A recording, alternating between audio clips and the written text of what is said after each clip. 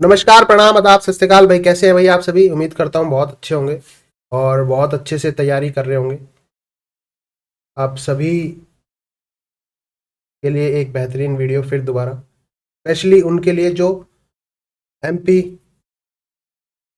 वर्ग to, MP TGT की तैयारी कर रहे हैं, उन सभी के लिए। बहुत बच्चों की क्वेरी थी कि सर यूनिट 7 लेके आओ, यूनिट 6 लेके आओ। यूनिट 6 मैं करा चुका हूँ ऑलरेडी। नहीं देखी है तो वीडियो देख लेना इससे पहले वाली। यूनिट 7 आज आपके लिए स्पेशली बहुत ही छोटे, बहुत ही लिमिटेड टाइम में हम पूरी यूनिट 7 कवर करेंगे। ठीक है, तो जितनी जल्दी हो सके अभी वीडियो को शेयर कर दो अपने साथियों को, अपने फ्रेंड्स को, अपने व्हाट्सएप ग्रुप में, अपने टेलीग्राम ग्रुप्स में, अपने कॉलेजेस ग्रुप में, ताकि हम आगे जितनी जल्दी हो सके ये कवर कर सकें।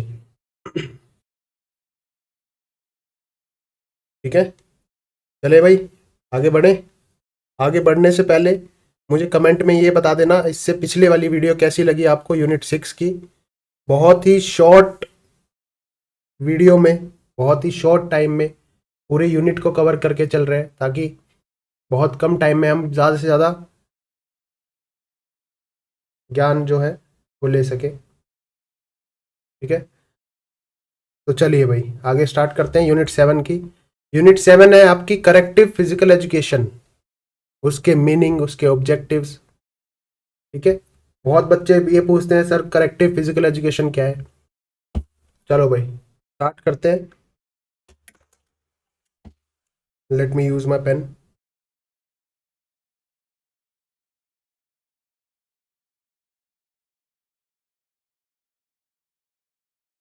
चलो भाई, देखो बेटा, बहुत बच्चे ये पूछते हैं कि करेक्टिव फिजिकल एजुकेशन क्या है। करेक्टिव फिजिकल एजुकेशन, ध्यान देना, corrective physical education is a specialised branch, एक ऐसी ब्रांच है फिजिकल एजुकेशन की जिसमें जो क्या क्या क्या चीज़ें फोकस करती है। आइडेंटिफाइंग मतलब पहचानना, प्रिवेंटिंग मतलब बचाव, एंड रेमेडिंग पोस्चरल डिफेक्ट्स, जितने भी आपके बॉडी के पोस्चरल डिफेक्ट्स है, यानी कि पोस्चर रिलेटेड जितने भी डिफेक्ट्स है। ठीक है, आप सबने पढ़ा होगा काइफोसिस, लोर्डोसिस, स्कोलियोसिस, फ्लैट फुट, है ना, उन सभी के बारे में आज हम बात करेंगे। और ये एक ऐसी ब्रांच है करेक्टिव फिजिकल एजुकेशन, जो एक स्पेशलाइज्ड ब्रांच है फिजिकल एजुकेशन की, जो किन चीज पे फोकस करती है? पोस्चरल डिफेक्ट्स को पहचानने में, उनके बचाव में, उनको ठीक करने के तरीकों में, इन सभी में डील करती है। अब पोस्चरल डिफेक्ट्स के बाद मस्कुलर मस्कुलो स्केलेटल इम्बैलेंस में भी डील करती है, और एनी अदर फिजिकल इम्पेयरमेंट, जो भी फिजिकल इम्पेयरमेंट है उन सभी में ये डील करती है। It involve structured exercises and activities design to improve body alignment.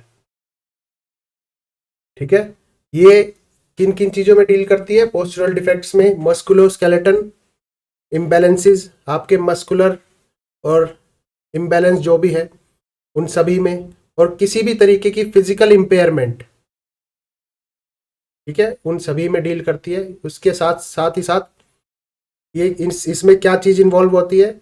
Exercises involve होती है, कैसे उन चीजों को ठीक किया जा सकता है, क्या चीज हम इंप्रूव करके बॉडी की अलाइनमेंट, बॉडी की स्ट्रेंथ,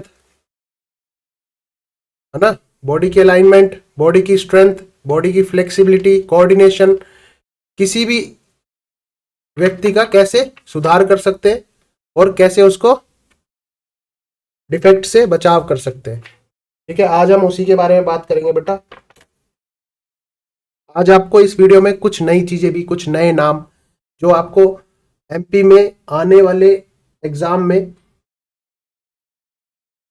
आपके वो टर्म यूज हो सकती है, वो क्वेश्चन में पूछे जा सकते हैं, वो भी मैं बताने वाला हूँ। ठीक है, चलो भाई पहले इसके ऑब्जेक्टिव्स जान लेते हैं। करेक्टिव फिजिकल एजुकेशन के ऑब्जेक्टिव्स क्या क्या है? ऑब्जेक्टिव्स, ठीक है, ऑब्जेक्टिव्स यानी कि उद्देश्य क्या क्या है।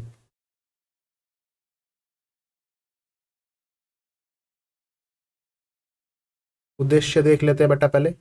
फर्स्ट, आइडेंटिफाइंग पोस्चरल डेविएशंस, जितनी भी आपकी पोस्चरल डिफेक्ट्स है, पोस्चरल डेविएशंस है, मतलब किसी भी तरफ झुकाव, पोस्चर्स का झुकाव, इनकरेक्ट पोस्चर्स है, उन सभी को पहचानना इसका one of the most important objective है। साथ ही साथ दूसरा ऑब्जेक्टिव है प्रिवेंट फर्दर डिफॉर्मिटीज, मतलब जो डिफॉर्मिटी है उसके साथ साथ दूसरी डिफॉर्मिटीज को बचाव, दूसरी डिफॉर्मिटीज से बचाव, वो भी इसका मेन ऑब्जेक्टिव है। ठीक है। Stop the progression of postural defects through early intervention, मतलब पहले से पहले ही डिफेक्ट्स को, पोस्चरल डिफेक्ट्स को देखना, उनको पहचानना और उनसे बचाव करना, ये भी इसका मेन ऑब्जेक्टिव है। कई बार क्वेश्चन में पूछ लेता है कि इनमें से कौन सा ऑब्जेक्टिव नहीं है। ठीक है, ये ध्यान रखना। Identifying postural deviations, second prevent further deformities, third improve body mechanism. अब देखो बहुत बच्चे ये भी पूछते हैं कि बॉडी मैकेनिज्म है क्या सर, बॉडी मैकेनिज्म की डेफिनेशंस क्या है।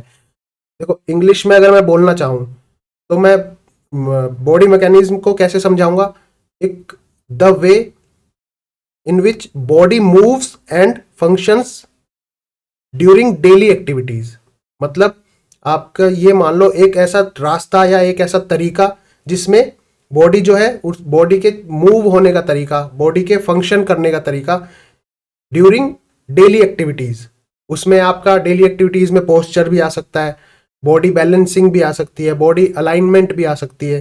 ठीक है, एक ऐसा तरीका, एक बॉडी का ऐसा रास्ता जो बॉडी मूव्स एंड फंक्शंस में डेली एक्टिविटीज में आपको हेल्प करे इंप्रूव करने में। Improve body mechanism, teach proper movement pattern to reduce strain on muscle and joints.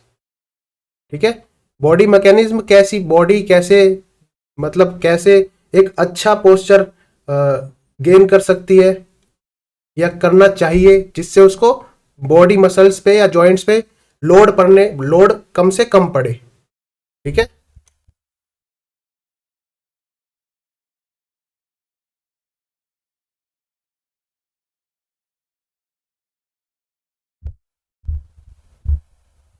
Next है बेटा एनहांस स्ट्रेंथ एंड फ्लेक्सिबिलिटी, ये भी ऑब्जेक्टिव है, एक one of the most important उद्देश्य करेक्टिव फिजिकल एजुकेशन का।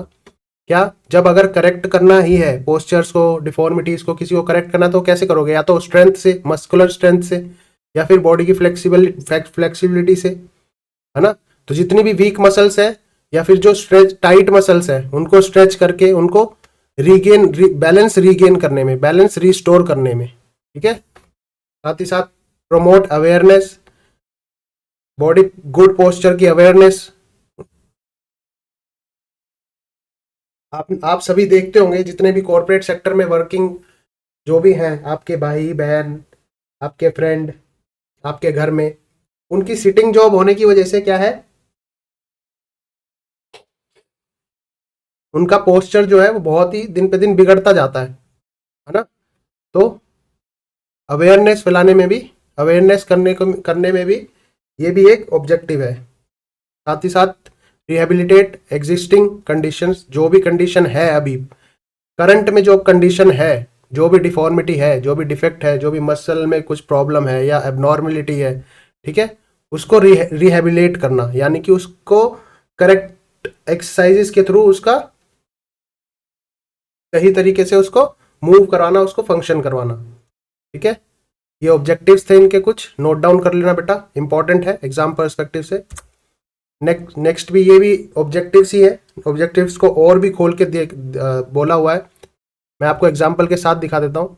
आइडेंटिफाइंग पोस्चरल डेविएशंस, ठीक है, मैंने बताया था ना, जैसे पोस्चरल कुछ भी डेविएशंस है, झुकाव है किसी भी तरीके में, जैसे स्कॉर्लियोसिस, अभी हम इन सबके बारे में पढ़ेंगे। Scoliosis, sideways spine curve, scoliosis, kyphosis, hunched back, lordosis, excessive lower back curve, है ना, इन सभी के बारे में बात करेंगे।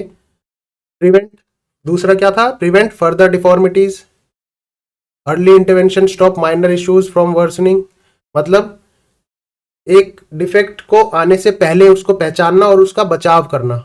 ठीक है, एग्जाम्पल देख लेते हैं सर। ठीक है, ये देखो, a child with rounded shoulders does corrective exercises to prevent permanent hunchback, मतलब एक बच्चे का, एक चाइल्ड का अगर राउंडेड शोल्डर है तो उसको परमानेंट हंच बैक बचाने से मतलब बचाव करने के लिए हम उसको क्या करवाते हैं, करेक्टिव एक्सरसाइजेस कराते हैं ताकि उसका परमानेंट हंच बैक ना हो जाए। ठीक है, मतलब आने वाले दिनों में एक मेजर इंजरी या एक मेजर डिफॉर्मिटी में ना तब्दील हो जाए वो, उस इसकी वजह, इसलिए हम उसको प्रिवेंट करने के लिए उसको करेक्टिव एक्सरसाइजेस कराते हैं। तीसरा, इंप्रूव बॉडी मैकेनिज्म, जैसे प्रॉपर लिफ्टिंग हो गया, कैसे लिफ्ट करते हैं, हम बोलते हैं, आप सभी को बोलते होंगे प्रॉपर डेडलिफ्ट।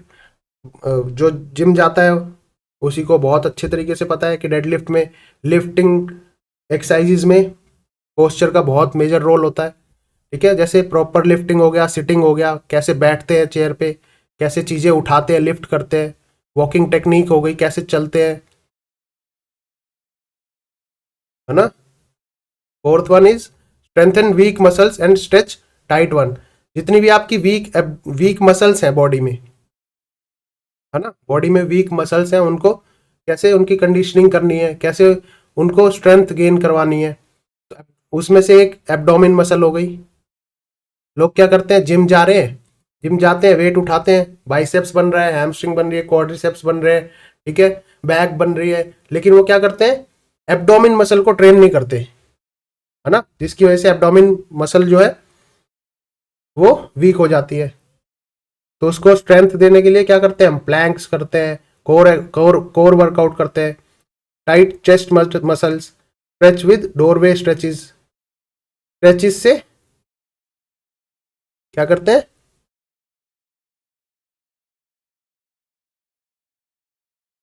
जितनी भी आपकी टाइट मसल है उसको स्ट्रेच करके रिलैक्स करते हैं। ठीक है, नेक्स्ट इज प्रमोट अवेयरनेस। जितने भी आपके, जिनको पोस्चरल डिफॉर्मिटीज के बारे में नहीं पता है, या फिर जो लोग इतना अवेयर नहीं है, उनमें अवेयरनेस स्प्रेड करना।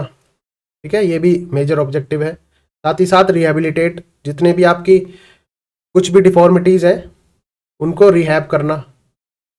ठीक है, उसमें आप स्पाइनल डिफॉर्मिटीज भी मान सकते हैं या नी डिफॉर्मिटीज भी ले सकते हैं। साथ ही साथ अब मैं आपको बताने वाला हूँ इन सभी के बारे में, स्पाइनल एबनॉर्मलिटीज के बारे में, और साथ ही साथ कुछ ऐसी चीजें जो एग्जाम में आने, या एग्जाम के आने आने के लिए बहुत ही इंपॉर्टेंट है, आपको आनी ही चाहिए। आपको उन सभी के नाम रटे होने चाहिए, बिल्कुल जबान पे होने चाहिए, कोई पूछे एकदम क्लिक हो जाए आपके पास। ठीक है, तो मुझे ये बताओ भाई,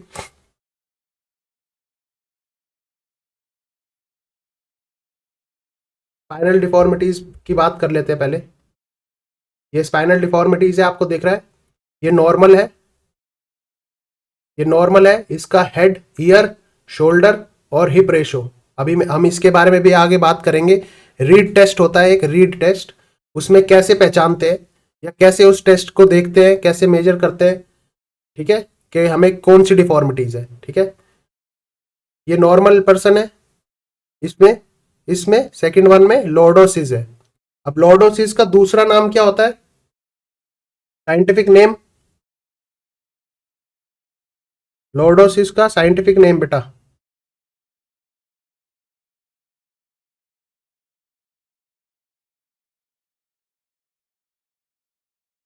स्वे बैक,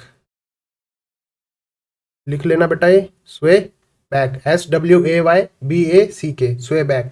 लॉर्डोसिस में क्या होता है, इसमें एक्सेसिव, यानी कि बहुत ही ज्यादा एक्सेसिव इनवर्ड कर्व होता है, इनवर्ड लुम्बर रीजन में, यहाँ ये लुम्बर रीजन आपका, ठीक है, ये आपका सर्वाइकल रीजन, ये आपका थोरेसिक रीजन, ये आपका लुम्बर रीजन, ये सैक्रम और ये कोकेक्स। ठीक है, ये आपके लुम्बर रीजन में इनवर्ड कर्व, अंदर की तरफ देख रहे हो, अंदर की तरफ, मैं इरेज कर देता हूं ये।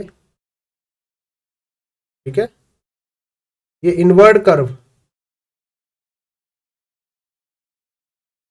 लुम्बर रीजन में जो है वो इनवर्ड कर्व आ रहा है, यहाँ पे देख रहे होगे आप, इनवर्ड कर्व है, यहाँ पे अंदर की तरफ धस रही है, अंदर की तरफ धस रही है आपकी जो ये स्पाइन है आपकी, ये अंदर की तरफ धस रही है। ठीक है, नेक्स्ट बात कर लेते हैं, ये नोट डाउन कर लेना बेटा, लॉर्डोसिस। फर्स्ट, लॉर्डोसिस को क्या बोलते हैं, स्वे बैक, या फिर एग्जाम में या फिर एग्जाम में आ जाए आपका क्या, एक्सेसिव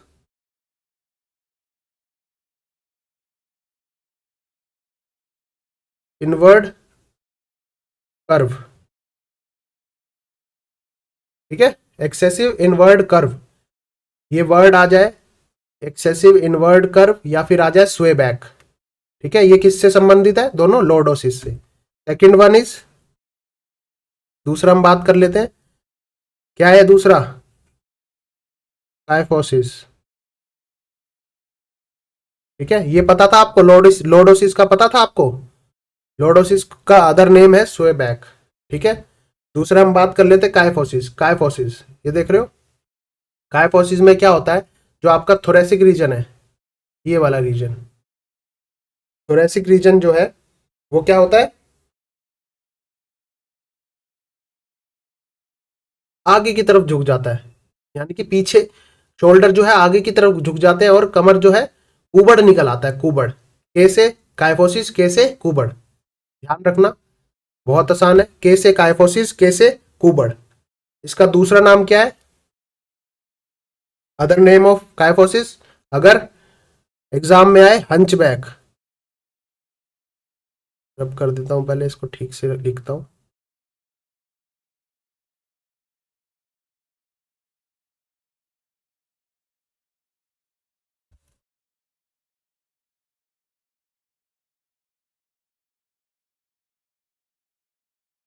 हंच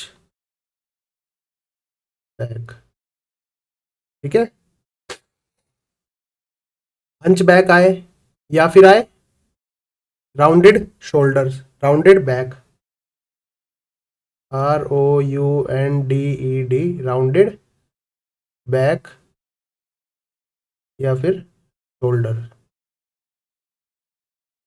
ठीक है, ये काइफोसिस है, बस इतना ध्यान रखना, काइफोसिस के से शुरू होता है, के से काइफोसिस, के से कुबड़। ठीक है, और आपको एक नई बात बताता हूं, एक टाइप होती है काइफोसिस की जो यंग टीन्स में ही होती है, मतलब जो टीन्स है हमारे, जो यंग बच्चे हैं उनमें होती है, उसको क्या बोलते हैं, वो नाम भी लिख लीजिए। हालांकि वो आपके पेपर में बहुत कम चांसेस है कि एग्जाम में तो आएगा नहीं, बट आपको as a subscriber of root to physical education आपको ये बात पता होनी चाहिए। ठीक है, जो एक एक टाइप होता है काइफोसिस का, ठीक है, जो यंग टीन्स में ही होता है, उसका नाम होता है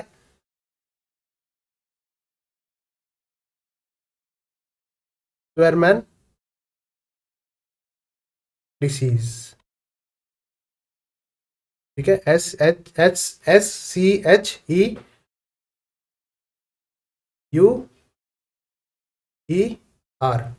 मैं रब करके दोबारा लिख देता हूं,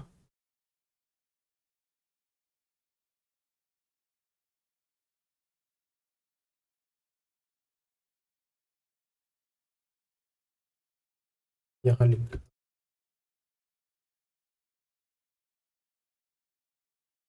SCHEUERMAN, स्क्वायरमैन डिसीज। ये एक काइफोसिस जैसी डिसीज है, या काइफोसिस ही मान लो, जो यंग टीन्स में होती है, उसको बोलते हैं स्वेरमैन डिसीज। ठीक है, ये आपके एग्जाम में 1% चांस है कि पूछ लिया जाए, हालांकि अभी तक किसी एग्जाम में ये पूछा नहीं गया है, लेकिन आपको पता होना चाहिए as a physical education teacher, आपको ये पता होना चाहिए as a subscriber of root to physical education, आपको ये बात भी पता होनी चाहिए। ठीक है, कैसे कुबड़, कैसे काइफोसिस। नेक्स्ट हम बात कर लेते हैं स्कोलियोसिस की। स्कोलियोसिस ध्यान रखना, स्कोलियोसिस एस से शुरू होता है, SCOLIOSIS, एस से शुरू होता है, तो इसमें स्पाइन कैसी हो जाएगी, स्पाइन भी जो है वो भी एस शेप की हो जाएगी, ऐसे एस शेप की। ठीक है, ये आपको दिखाई दे रहा है ना यहाँ पे, ये साइडवर्ड कर्वेचर हो जाता है, एस शेप ऐसे। ठीक है, मेरी ड्राइंग बहुत ही बुरी है, but still I will try.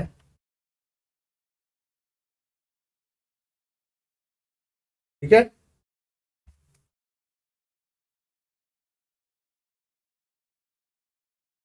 देखो यहाँ पे जो है ये एस शेप में हो गया है, साइडवर्ड कर्वेचर आ जाता है। स्कोलियोसिस में साइडवर्ड कर्वेचर आ जाता है, एस से स्कोलियोसिस और एस से साइडवर्ड कर्व।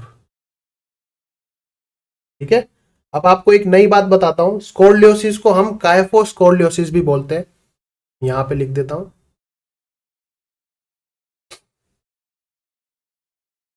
क्या बोल देते हैं, काइफो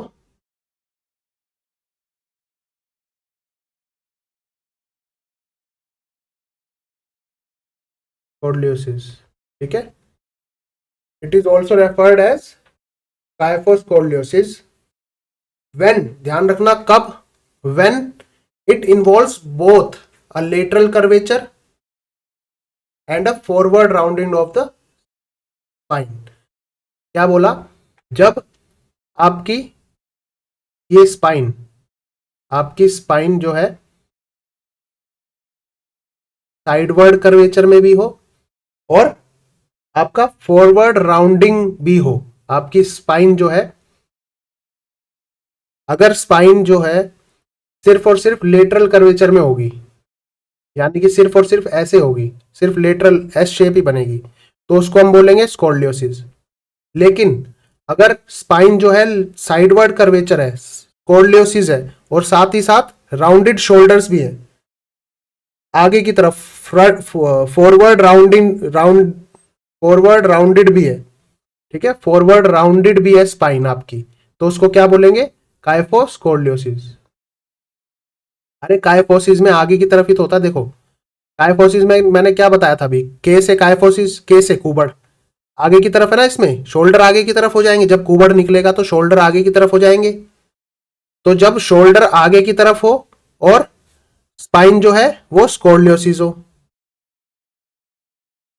साइडवर्ड कर्वेचर भी हो और शोल्डर आगे भी झुका हो, तो उसको क्या बोलेंगे उस डिसीज को, काइफोस्कोलियोसिस।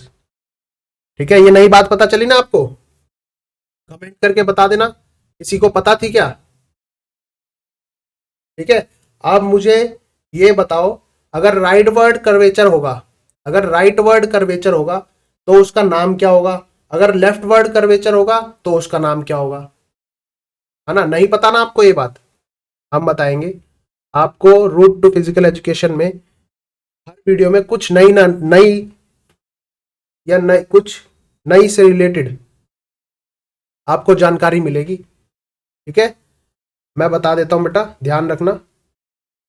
अगर राइट वर्ड कर्वेचर है, राइट वर्ड कर्वेचर है तो उसका नाम होता है डेक्स्ट्रो, DEXTRO, डेक्स्ट्रो कोलियोसिस। अगर लेफ्ट वर्ड कर्वेचर है तो उसका नाम होता है लिवोस्कोलियोसिस, LEVO, लिवोस्कोलियोसिस। ठीक है, ये आपको पूरे YouTube में किसी ने नहीं बताई होगी, ध्यान रखना ये बात, नोट डाउन कर लेना। अगर राइट वर्ड कर्वेचर है, क्या, अगर राइट वर्ड कर्वेचर है, आपकी स्पाइन जो है राइट की तरफ झुकी हुई है, राइट वर्ड कर्वेचर है, तो उसको क्या बोलेंगे, डेक्स्ट्रोस्कोलियोसिस। अगर लेफ्ट वर्ड कर्वेचर है तो उसको बोलेंगे लिवोस्कोलियोसिस। और अगर स्कोलियोसिस प्लस काइफोसिस है तो उसको बोलेंगे काइफोस्कोलियोसिस। ठीक है, कैसी लगी जानकारी बताओ भाई, अगर अच्छी लगी हो तो वीडियो को लाइक कर देना, कमेंट करके बता देना, जिसको पता है, पता थी ये बात, वो भी बता देना, जिसको नहीं पता थी वो भी बता देना। ठीक है, अब हम बात करते हैं, हमने स्पाइनल एबनॉर्मलिटीज के बारे में देख लिया, तीनों के बारे में, लॉर्डोसिस, काइफोसिस, स्कोलियोसिस। लॉर्डोसिस में जो आपका लुम्बर, एल से लॉर्डोसिस, एल से lumbar region, lumbar region inward curve होता है, के से काइफोसिस, के से कुबड़, कुबड़ आपका थोरेसिक रीजन में होता है। एग्जाम में ये पूछ लेता है कि काइफोसिस स्पाइन के किस रीजन में होती है। ठीक है, तो आपकी ये काइफोसिस होगी थोरेसिक रीजन में, लॉर्डोसिस होगी आपकी लुम्बर रीजन में, स्कोलियोसिस स्पाइन डिफॉर्मिटीज है, राइट वर्ड कर्वेचर है या लेफ्ट वर्ड कर्वेचर है ये भी पूछ सकता है, या फिर काइफोस्कोलियोसिस है। काइफोस्कोलियोसिस में आपका क्या होगा, फॉरवर्ड राउंडेड शोल्डर्स होंगे प्लस आपका लेटरल कर्वेचर होगा स्पाइन में। ठीक है, अब हम बात कर लेते हैं लेग डिफॉर्मिटीज के बारे में। ये आपके नॉर्मल लेग्स है, नॉर्मल नीज है आपके। यहां पे देखो कितना गैप है, दो लेग्स के बीच में कितना गैप है, और यहां पे देखो कितना गैप है, कितना सा गैप है ना। अगर लेग्स के बीच में ज्यादा गैप होगा तो उसको बोलेंगे बो लेग्स। क्या बोलेंगे, बो लेग्स। अभी इन सब के बारे में आपको बताऊंगा। इन बो लेग्स का दूसरा नाम क्या है, नॉक नीज का दूसरा नाम क्या है, फ्लैट फुट का दूसरा नाम क्या है। ठीक है, अभी इन सब के बारे में बताऊंगा। तो देखो, अभी हमने बात करी थी स्पाइनल अबनॉर्मलिटीज के बारे में, अब हम बात कर रहे हैं नी डिफॉर्मिटीज, नी डिफेक्ट्स के बारे में। ठीक है, देखो बेटा, बो लेग्स ध्यान रखना, नॉक नी, नॉक नॉक मतलब खटखटाना, नॉक कर रहा है गेट, कोई नॉक कर रहा है गेट, कोई नॉक कर रहा है तो गेट खटखटा रहा है, तो जब आप चलेंगे तो आपके नीज आपस में नॉक होएंगे, आपस में खटखटाएंगे, तो उसको बोलेंगे नॉक नी। और जब नॉक नहीं करेंगे तो उसको बोलेंगे बो लेग्स। ये देखो धनुष की तरह, धनुष बाण की तरह है ना, ऐसे ऐसी होता ना, धनुष, धनुष ऐसी होता ना, तो दोनों नीज के बीच में ज्यादा गैप है तो उसको बोलेंगे बो लेग्स। ठीक है, और जब गैप नहीं होगा तो उसको बोलेंगे नॉक नीज। ठीक है, नोट डाउन कर लेना। अब मुझे कमेंट करके ये बताओ सबसे पहले कि बो लेग्स का दूसरा नाम क्या है, नॉक नीज का दूसरा नाम क्या है। ठीक है, नॉक नीज का दूसरा नाम मैं बता देता हूं बेटा, नॉक नी का दूसरा नाम है जेनु वेलकम। ठीक है, क्या है, जेनु वेलकम।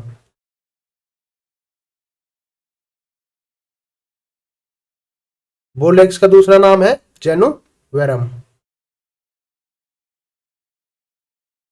जेनु वेरम। देखो अब इनको याद करने का तरीका बता देता हूं। नॉक नीज में ये आपस में चिपक रहे हैं, आपस में चिपक रहे हैं ना, ये नीज आपके आपस में चिपक रहे हैं एक दूसरे से, तो इसको लास्ट में क्या आएगा, गम, GUM, गम से चिपक रहे हैं, गम से चिपक रहे हैं ये, तो क्या नाम होगा, जेनु वेल गम। क्या नाम होगा, जेनु वेल गम। गम से आपस में नीज चिपक रहे हैं। ठीक है, जब गम से चिपक रहे हैं तो बिना विदाउट गम क्या होगा, बोल एक्स होंगे, जेनु वेरम। क्या है, जेनु वेरम। ठीक है, ऐसी साथ के साथ क्वेश्चन में फ्लैट फुट भी पूछा जा सकता है। फ्लैट फुट का दूसरा नाम क्या है, फ्लैट फुट का दूसरा नाम है बेटा आपका pes planus, pes planus, PESPLANUS। मैं रब करके दोबारा से लिख देता हूं अच्छे से ताकि आप सभी नोट डाउन कर पाओ।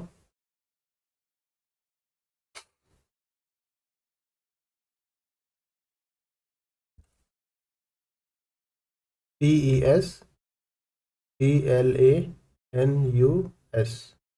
Piece planus. ठीक है, फ्लैट फुट का अदर नेम है पीस, पीस प्लेनस। और इसको फ्लैट फुट को पीस प्लेनस के अलावा भी कुछ बोलते हैं, कौन बताएगा, जिसको पता हो वो वीडियो पॉज करके कमेंट कर देना ताकि हमें पता चल सके कि आप आगे बढ़ने से पहले आपने पता है चीजें। ठीक है, इसको बोलते हैं हम फॉलन आर्च।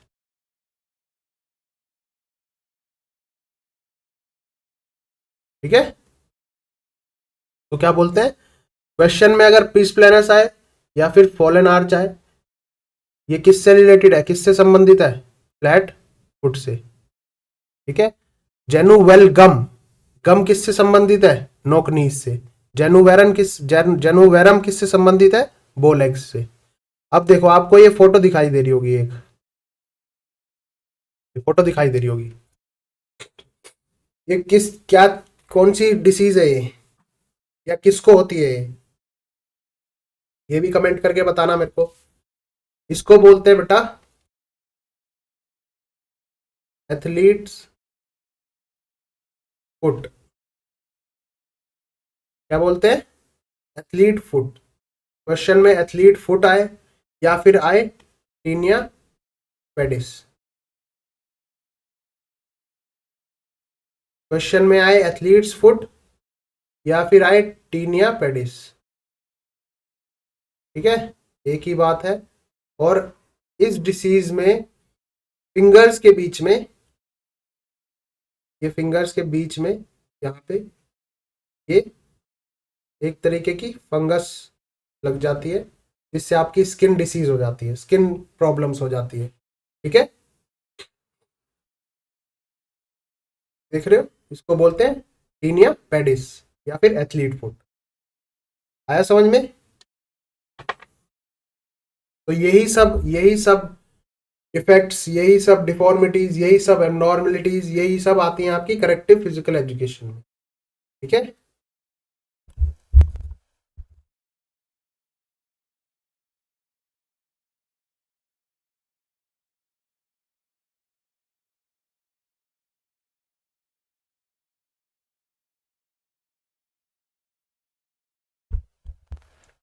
तो बढ़े आगे, नोट डाउन कर लिया। अब हम देख लेते हैं इंपॉर्टेंस क्या क्या है, क्या क्या इंपॉर्टेंस है गुड पोस्चर्स की और बॉडी मैकेनिज्म की। ठीक है, बॉडी मैकेनिज्म अच्छा होने से, गुड पोस्चर होने से क्या क्या इंपॉर्टेंस मिलती है। ठीक है, पहले गुड पोस्चर देख लेते हैं। गुड पोस्चर क्या होता है? Proper alignment of the body. Proper alignment क्या है सर? जैसे बॉडी मैकेनिज्म बताया था मैंने। ठीक है, जैसे बॉडी मैकेनिज्म बताया था, एक ऐसा रास्ता, एक ऐसा तरीका, the way which body moves and function during daily activities. Daily activities में आपकी बॉडी जिस तरीके से, जिस रास्ते से मूव होती है या फंक्शन करती है, उसे बोलते हैं बॉडी मैकेनिज्म। ठीक है, उसी तरीके से अलाइनमेंट या फिर प्रॉपर अलाइनमेंट, उसे बोलते हैं एक करेक्ट पोजिशनिंग को। ठीक है, प्रॉपर अलाइनमेंट से मतलब है एक करेक्ट पोजिशनिंग, और या फिर हम बोल सकते हैं एक state of adjustment body parts के। ठीक है, state of adjustment of body parts एक दूसरे से, टू ईच अदर। ठीक है, आज थोड़ी तबीयत भी खराब है थोड़ी सी, लेकिन फिर भी आप सभी तक ये जानकारी पहुंचानी जरूरी थी, आपकी तैयारी में कोई रुकावट ना आए, है ना। आपको डेली नई नई जानकारी मिलती रहे, उसी कोशिश में हम लगे पड़े हैं। ठीक है, तो देखो, proper alignment of the body parts कौन कौन से? Head, spine, pelvis and limbs. In static यानी कि खड़े हुए पोजीशन में या बैठ एक जगह जो स्थिर पोजीशन होती है, स्टैटिक मतलब स्थिर। स्टैंडिंग पोजीशन में, चाहे वो स्टैंडिंग हो चाहे वो सिटिंग हो। डायनेमिक यानी कि मूविंग पोजीशन, वॉकिंग हो गई, कोई चीज उठाना उसको रखना, लिफ्टिंग पोजीशंस हो गई, उन सभी में प्रॉपर अलाइनमेंट। ठीक है, उन सभी के इंपॉर्टेंस के बारे में बात कर लेते हैं। अगर आपकी प्रॉपर अलाइनमेंट होगी, अगर बॉडी की अलाइनमेंट अच्छी होगी, ठीक है, उससे क्या क्या फायदे होंगे? Reduce strain on muscles and ligaments. आपकी मसल पे और लिगामेंट्स पे कम स्ट्रेन आएगा, है ना।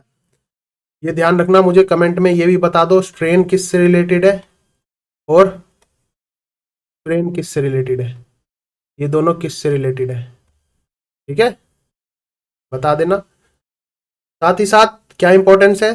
Prevent back, neck and joint pain. आपने देखा होगा जब आप जिम में जाते हैं, अगर आपका पोस्चर गलत है या फिर बॉडी अलाइनमेंट गलत है, ठीक है, तो आपकी बॉडी पे ज्यादा प्रेशर आएगा, ज्यादा मतलब स्ट्रेन आएगा ज्यादा, है ना। अगर आपकी अलाइनमेंट अच्छी होगी, आपका पोस्चर अच्छा होगा, तो स्ट्रेन कम आएगा। ठीक है, किस चीज से प्रिवेंट करता है प्रॉपर अलाइनमेंट? किन किन चीजों से प्रिवेंट करता है? बैक पेन से, नेक पेन से, जॉइंट पेन से। साथ ही साथ breathing and circulation, blood circulation आपका एनहांस करता है, बढ़ाता है, ठीक है, अच्छे से पूरी बॉडी में सर्कुलेट करता है। साथ ही साथ इंप्रूव अपीयरेंस एंड कॉन्फिडेंस। आपका अगर गुड पोस्चर होगा, अच्छा पोस्चर होगा, तो आपकी अपीयरेंस, आपकी पर्सनैलिटी, आपका कॉन्फिडेंस भी बूस्ट होगा, ठीक है ना। ये तो जनरल सी बात है। अगर आपका पोस्चर अच्छा होगा तो ऑब्वियसली आप में कॉन्फिडेंस ज्यादा आएगा और आपकी पर्सनैलिटी भी इंप्रूव होगी, है ना।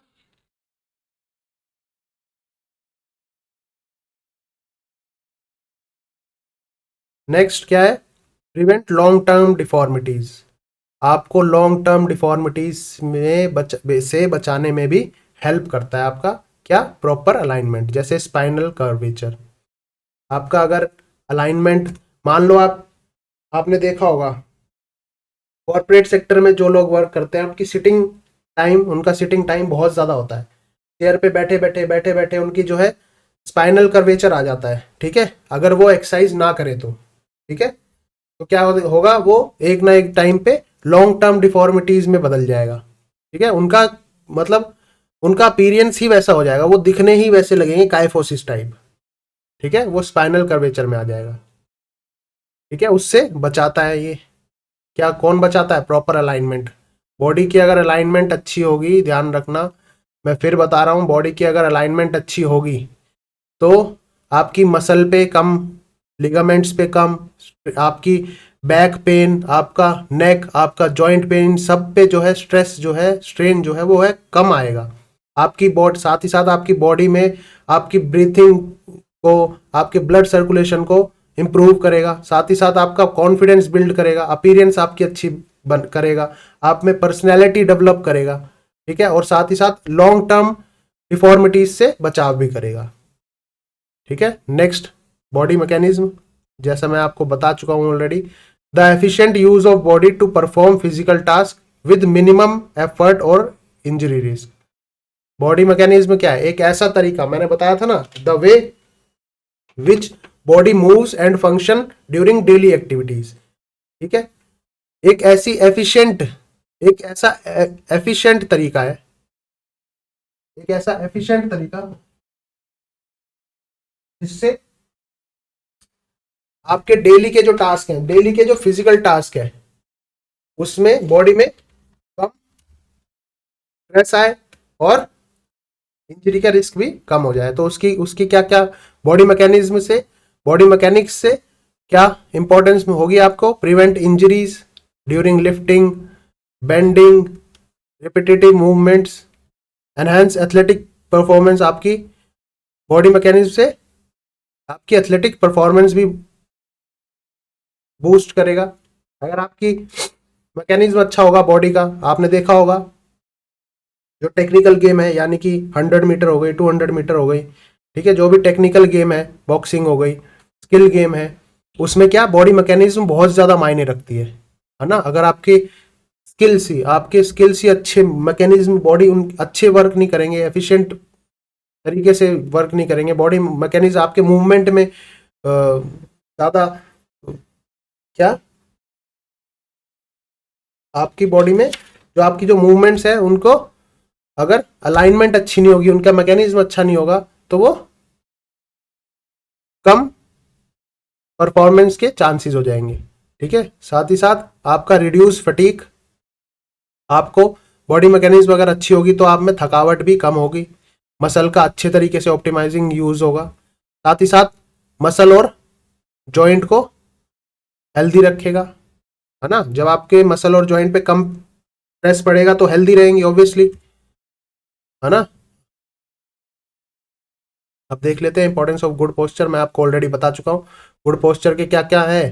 देखो, देखो ये देखो, सिटिंग जॉब है आपकी, मान लो आप ऐसे बैठे रहते हो, मोस्टली ऐसे ही बैठे रहते हैं, है ना, मोस्टली ऐसी कमर लगा के, आपके जो है हिप आगे करके ऐसे पीछे टेक लगा के बैठे रहते हैं, ये गलत है, ऐसे नहीं बैठना चाहिए। या फिर आगे कमर आगे रख के राउंडेड शोल्डर, ये भी गलत है। कैसे बैठना चाहिए, स्ट्रेट ईयर, शोल्डर और हिप रेशो स्ट्रेट, देख रहे हो ना आप, ये हिप रेशो, आपका नेक जो है आई कांटेक्ट सामने, ये सही तरीका है। क्या होगा इससे, इफेक्ट ऑफ पुअर पोस्चर, क्या क्या इफेक्ट होंगे पुअर पोस्चर के? बैक पेन हो जाएगा, नेक स्ट्रेन आ जाएगी, ब्रीथिंग डिफिकल्ट हो जाएगी, ठीक है ना। ये आपका कंपैरिजन है, देख लेना बेटा, गुड और बैड सिटिंग पोस्चर में। अब बॉडी मैकेनिज्म देख लेते हैं। ये आपका डेली का टास्क है। मान लो डेली आपको कुछ सामान उठाना है, ठीक है, डेली आपको कुछ सामान उठाना है। अब आप उस सामान को अच्छे से उठाते हो या गलत तरीके से उठाते हो, वो आपकी बॉडी पे इफेक्ट करेगा, है ना। अगर आप गलत तरीके से उठा रहे हो तो आपकी बॉडी जो है वो पेन, कमर में दर्द होना, आपके जॉइंट्स पे लोड पड़ना, ठीक है, ये सब होने लगेगा। अगर आप सही से, करेक्ट पोस्चर क्या है? Lifting with legs not back, back से, बैक को झुका के नहीं आपको कुछ सामान उठाना है, ठीक है। लेग्स से बेंड होके नहीं, कमर से बेंड होके नहीं, आपको नीचे बैठ के लेग्स से, हाथ से पकड़ के लेग्स से उठना है। Sitting with back support, sitting back support से बिल्कुल स्ट्रेट होके बैठना है। आया समझ में? ये आपके कुछ पोस्चर करेक्शंस है, ध्यान से देखो, ध्यान से देखो और मुझे बताओ किसको काइफोसिस है, किसको लॉर्डोसिस हो सकता है, कौन सी पोस्चर से लॉर्डोसिस हो सकता है, कौन से पोस्चर से काइफोसिस हो सकता है, कौन से पोस्चर से स्कोलियोसिस हो सकता है ना। देखो टेबल पे काम करते हुए straight year, shoulder, hip ratio में बैठना चाहिए, स्ट्रेट। स्टैंडिंग पोजीशन में भी राउंडेड शोल्डर नहीं, शोल्डर आगे झुका के नहीं, शोल्डर पीछे। गाड़ी चलाते हुए भी स्ट्रेट बिल्कुल, ठीक है। देखो कमर से नहीं झुकना है, कमर से नहीं झुकना है, लेग्स से झुकना है। ये लेग्स है, लेग्स की अलाइनमेंट से झुकना है। सोते टाइम भी ज्यादा ऊंचा तकिया नहीं लगाना है। बॉडी की अलाइनमेंट जो स्ट्रेट होनी चाहिए, ना कि कर्व में होनी चाहिए, ठीक है। ये देखो कुछ स्विमिंग की टेक्निक्स है जो आपके कर्वेचर्स को ठीक कर सकती है ना। अब देखो एक टेस्ट आता है, इसमें बहुत इंपॉर्टेंट टेस्ट है, ध्यान रखना, बहुत ही इंपॉर्टेंट टेस्ट है ये क्वेश्चन इस यूनिट से एग्जाम में आएगा ही आएगा। ध्यान रखना, एमपी में 2 क्वेश्चन रीड टेस्ट से, रीड पोस्चरल टेस्ट से आएंगे ही आएंगे। देखो रीड पोस्चरल टेस्ट एक ऐसा टेस्ट है, एक स्क्रीनिंग टूल है जिससे हमें पोस्चरल अलाइनमेंट के बारे में, यानी कि आपकी बॉडी की postural movements, postural alignment, body के अलाइनमेंट के बारे में पता चलता है कि आपकी बॉडी में कौन सा टाइप का डिफॉर्मिटीज है, ठीक है, कौन सी टाइप की डेविएशन है, झुकाव किस तरफ है ना। आपके पोस्चर्स के बारे में पता चलता है, वो है आपका एक रीड पोस्चर टेस्ट। ध्यान रखना एमपी वाले बेटा, ये जरूर ध्यान रखना, रीड पोस्चर टेस्ट, ठीक है। आगे बताऊंगा कैसे होता है ये, पहले पर्पस देख लेते हैं इसका। Reed posture test is a screening tool used to access postural alignment and identify deviations from normal postures, ठीक है। क्या करता है? पोस्चरल अलाइनमेंट को पहचानने में मदद करता है, आइडेंटिफाई डेविएशंस, कौन सी तरफ झुकाव, कौन सी तरफ है, ये भी पहचानने में मदद करता है नॉर्मल पोजीशन से, है ना। क्या प्रोसीजर रहता है इसका? The individual stand in a relaxed natural position. एक इंडिविजुअल है, आप, मैं, हम, कोई भी करके देख सकता है। मैं बताता हूं आगे कैसे करके देख सकते हैं। सबसे पहले हमें stand in a relaxed position में खड़े रहना है। उसके बाद जो एग्जामिनर होगा, वो क्या ऑब्जर्व करेगा? फिजिकल एजुकेशन जिंदाबाद गाइस, ज़्यादा से ज़्यादा सपोर्ट करो। ये टीचर्स बहुत मेहनत कर रहे हैं आप लोगों के लिए, तो इनको जितना सपोर्ट करोगे उतना बेहतरीन कंटेंट आपके लिए आएगा, ये मेरा वादा है आपसे। और कमेंट बॉक्स में बताना किस तरीके की आपकी पढ़ाई चल रही है। जय हिंद, जय भारत। तो आप सभी इस आवाज को बहुत अच्छी तरीके से आई थिंक पहचानते होंगे, और पहचानते क्या, बिल्कुल आपके नसों में दौड़ रही होगी ये आवाज। तो अब इसका मतलब है आपको मेहनत अपनी दुगनी नहीं, तिगनी, 4 गुना ज्यादा आपको करनी है, ठीक है। हम आपके लिए ऐसे ही नया कंटेंट, आपको बेहतरीन कंटेंट देते रहेंगे और आपको बताते रहेंगे कि भाई आप रूट टू फिजिकल एजुकेशन के सब्सक्राइबर हो तो आपको बिल्कुल चिंता करने की जरूरत नहीं है, हम आपके साथ हमेशा हैं, ठीक है। आप कमेंट करके बता देना भाई कौन किसकी आवाज थी। ठीक है, तो चलो भाई, सबसे पहले हमें क्या करना है, एक रिलैक्स्ड पोजीशन में खड़ा रहना है। ठीक है, सबसे पहले हमें रिलैक्स पोजीशन में खड़ा होना है। फिर जो एग्जामिनर होगा, जो रीड टेस्ट ले रहा होगा, जो एग्जामिनर होगा, वो क्या ऑब्जर्व करेगा, फ्रंट, साइड एंड बैक। आपको तीनों तीनों आपकी फ्रंट साइड, फ्रंट भी चेक करेगा, फ्रंट सामने की तरफ से आपको ऑब्जर्व करेगा, साइड वर्ड ऑब्जर्व करेगा, आपके बैक ऑब्जर्व करेगा। क्या क्या ऑब्जर्व होता है इसमें देखना, हेड अलाइनमेंट, जिसमें year in line with shoulders, मैंने आपको बताया ना क्या होता है, क्या साइड वर्ड में आता है बेटा, ये ध्यान रखना। साइड वर्ड में क्या चेक करेगा, आपका ईयर, फिर आपका शोल्डर, फिर आपका हिप। ये तीनों ये तीनों जो है एक रेशियो में होने चाहिए, इसको हम बोलेंगे हेड अलाइनमेंट। हेड अलाइनमेंट में क्या क्या चेक करेगा, हेड अलाइनमेंट में क्या क्या आ जाएगा, year in line with shoulders, क्या आपके शोल्डर जो है वो ईयर के अलाइन है, दोनों ईयर और शोल्डर स्ट्रेट है आपके, एक ही अलाइनमेंट में है। दूसरा आपका शोल्डर लेवल सिमेट्री चेक करेगा, शोल्डर जो है वो आगे की तरफ ना हो, पीछे की तरफ ना हो ज्यादा। ठीक है, तीसरा आपका स्पाइनल कर्वेचर चेक करेगा, एक्सेसिव काइफोसिस तो नहीं है, लॉर्डोसिस तो नहीं है, स्कोलियोसिस तो नहीं है। फिर आपका पेल्विक टिल्ट चेक करेंगे, पेल्विक मतलब जो आपका पेल्विक रीजन है, लुम्बर से नीचे वाला जो रीजन है, हिप एरिया जो है वो न्यूट्रल है, एंटीरियर है, आगे की तरफ है, या पीछे पोस्टीरियर पोस्टीरियर है। ठीक है, अ से एंटीरियर, अ से आगे की तरफ, पी से पोस्टीरियर, पी से पीछे की तरफ तो नहीं है। अगर पेल्विक टिल्ट पोस्टीरियर है, मेरे को ये बताओ, अगर पेल्विक टिल्ट आपका पेल्विक रीजन जो है वो पोस्टीरियर है, तो कौन सी डिफॉर्मिटीज होगी,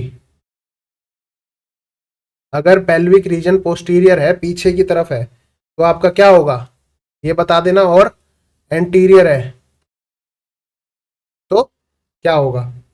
ठीक है, ये दोनों ही आपकी स्पाइन डिफॉर्मिटीज हैं, ध्यान रखना।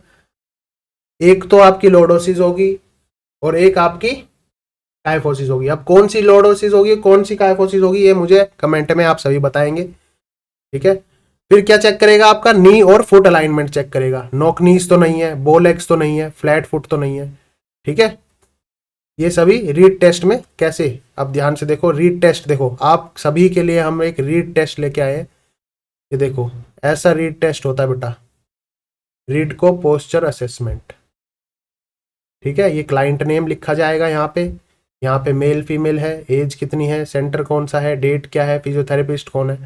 देखो, ठीक है, ये हेड है, पहला है हेड, दूसरा शोल्डर, तीसरा स्पाइन, चौथा हिप।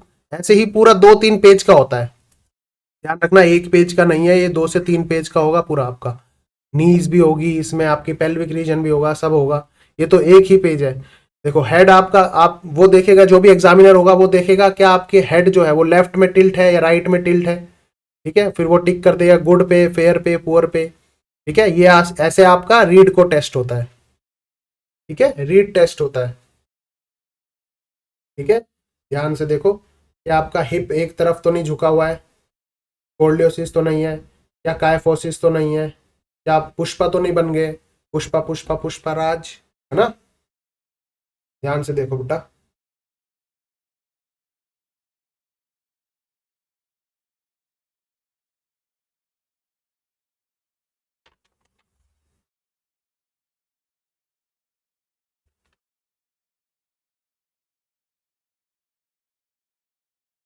चलो देख लिया, आगे बढ़े। ये देखो, अब ये देखो, आपकी बॉडी में कर्व कौन सा है, ये भी एग्जामिनर जो है वो इस इन हिसाब से आपको रीड को टेस्ट, रीड टेस्ट करता है। आपका एक स्कोर दिया जाता है रीड टेस्ट में, उस स्कोर में आपका एक, यूं मान लो कि उस स्कोर से ही आपका पता चलेगा कि आप पुअर कंडीशन में है, आप वर्स्ट कंडीशन में है, या आप गुड पोस्चर है आपका। ठीक है, बॉडी कर्व कैसी है आपकी, देखो, स्पाइनल जो कर्व है वो लेफ्ट वर्ड है, राइट वर्ड है। आपकी रिप प्रोमिनेंस देखो बेटा, ये ऐसे आपका पता चलेगा काइफोसिस का। रिब प्रोमिनेंस कैसा है, फ्लैंक प्रोमिनेंस कैसा है, ठीक है। हेड रिब पेल्विस कैसा है आपका, एक रेशो में है नहीं है, ये नॉर्मल है, इसको एक रेशो में होना चाहिए, ये राइट वर्ड है लेफ्ट वर्ड है, ठीक है। हेड कैसा है, देखो हेड रेड राइट वर्ड है, शोल्डर जो उठा हुआ है लेफ्ट वर्ड है, राइट वर्ड है, स्कैपुलर रोटेशन कैसी है आपकी, है ना। ये सभी चीजें चेक होती है रीड को में, रीड टेस्ट में, ठीक है। आपको आज से पहले रीड टेस्ट नहीं दिखाया होगा किसी ने, हम आपके लिए ये रीड टेस्ट लेके आए, देखो ध्यान से, है ना। चलो आगे बढ़ते हैं। रीड पोस्चर टेस्ट किस किस व्यूज में होता है, फ्रंट व्यू में, देखो आगे से ऐसे, ये फ्रंट व्यू है आपका, आप एक शोल्डर ऊपर है एक शोल्डर नीचे है,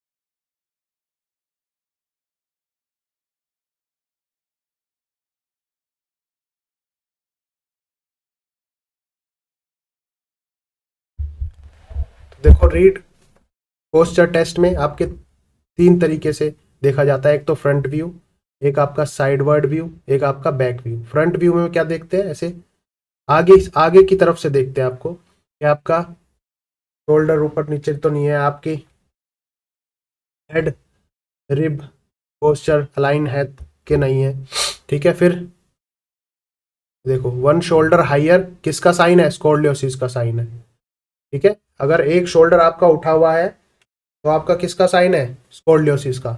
एक शोल्डर किसका उठा हुआ था, पुष्पा, झुकेगा नहीं, है ना। पुष्पा का भी एक शोल्डर उठा हुआ था, तो उसको कौन सी बीमारी थी, स्कॉर्लियोसिस की। साइडवर्ड व्यू में देखते हैं आपका year shoulder hip alignment. Sideward view में क्या देखते हैं, ईयर, ये देखो यहाँ पे देखो, ये देखो ये हेल्दी पोस्चर है, इसका ईयर शोल्डर और हिप एक ही अलाइनमेंट में है, सीधे यानी कि, है ना। और इसमें देखो फॉरवर्ड हेड पोस्चर में ईयर और शोल्डर इसका अलाइन ही नहीं है ना, तो ये बैड पोस्चर है, ठीक है। फॉरवर्ड हेड पोस्चर और एक्सेसिव लोअर बैक कर्व, है ना।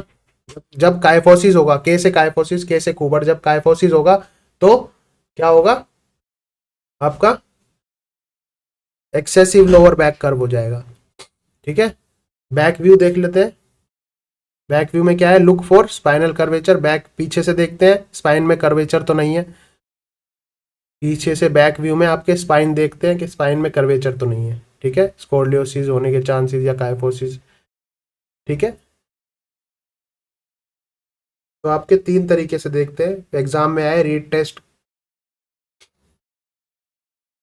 कैसे किन किन तरीकों से देखा जाता है, तो front view, side view, backward view, ठीक है। इन तीनों तरीके से देखा जाता है।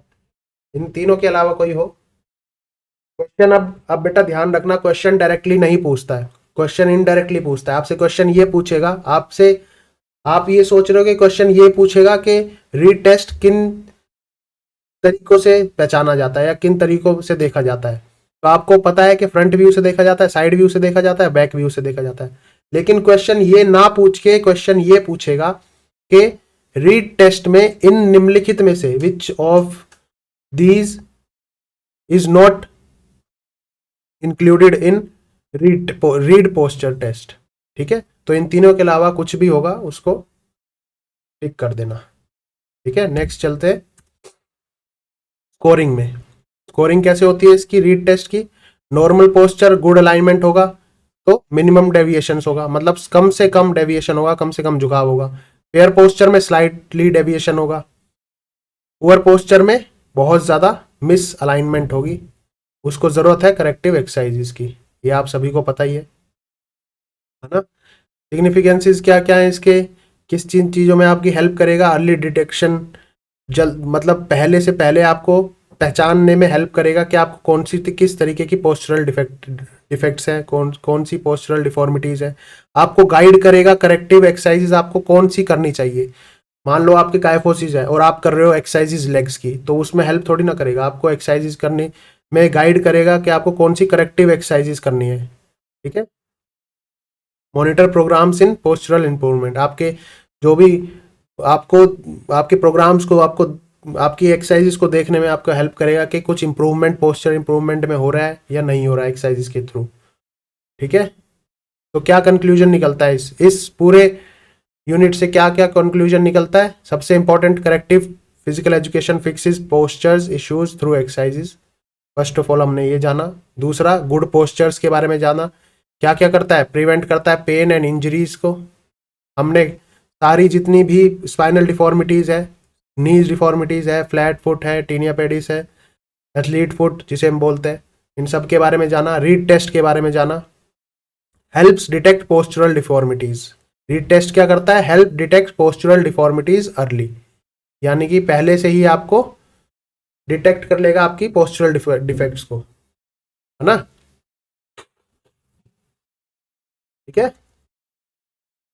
तो वीडियो कैसी लगी है आपको, कमेंट करके शेयर कर देना, वीडियो को शेयर कर देना, कमेंट करके हमें बता देना वीडियो कैसी लगी है। और नेक्स्ट यूनिट आपका कौन सी आपको नहीं समझ में आ रही है यूनिट, हमें कौन सी आप यूनिट पढ़ानी चाहिए वो बता देना। और वीडियो अच्छी लगी हो तो लाइक कर देना, शेयर कर देना, सब्सक्राइब कर लेना चैनल को ऐसी बेहतरीन वीडियोस के लिए। तो मिलते हैं कल एक नई वीडियो के साथ, एक नई यूनिट के साथ, कुछ नई नॉलेज के साथ। ठीक है। कमेंट में जितने क्वेश्चन पूछे हैं मैंने सभी के आंसर मिल जाने चाहिए, तभी मेरे को पता चलेगा कि हाँ हम सही दिशा में जा रहे हैं। ठीक है।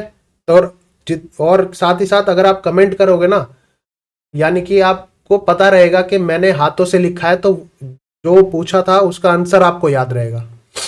ठीक है। तो मिलते हैं कल एक नई वीडियो के साथ। Bye bye, take care, physical education जिंदाबाद।